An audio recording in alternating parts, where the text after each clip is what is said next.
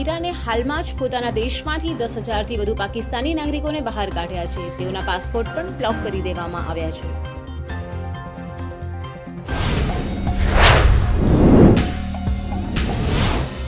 ઉત્તર પ્રદેશના કાસગંજમાં યુવાન ચંદન ગુપ્તાની હત્યા કરનારા 28 કટ્ટરવાદી આરોપીઓને એનઆઈએ દ્વારા આજીવન કેદની સજા ફટકારવામાં આવી છે.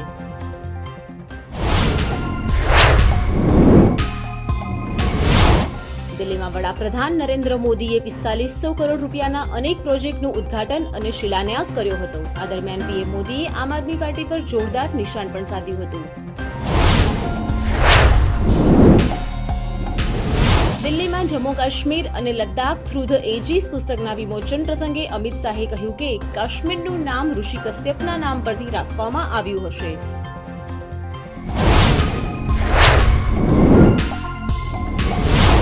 પશ્ચિમ રેલવે દ્વારા 2 મહત્વપૂર્ણ નિર્ણયો લેવામાં આવ્યા છે. હવે હાપા અને નાહરલગુન વચ્ચે સ્પેશિયલ ટ્રેન ચલાવવામાં આવશે.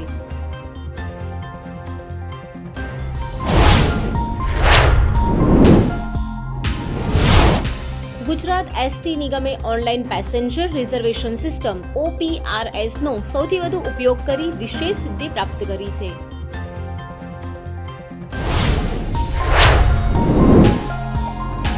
અમદાવાદ શહેરના રિવરફ્રન્ટ ઉપર ઊંચી ઇમારતો જોવા મળશે. ડેવલપમેન્ટ માટેની સમગ્ર કામગીરી ગિફ્ટ સિટીને સોંપવામાં આવી છે. ગિફ્ટ સિટી જવા માટેનો નવો માર્ગ પણ તૈયાર થશે.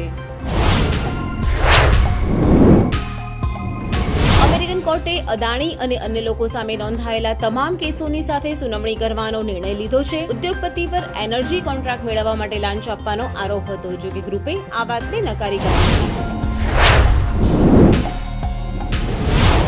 સરકારે દૂધનું પરિવહન કરતા ટેન્કરોની આકસ્મિક તપાસ કરવાનું શરૂ કર્યું છે, જેથી પરિવહન દરમિયાન કોઈ મિલાવટ થઈ હોય તો તે પકડી શકાય.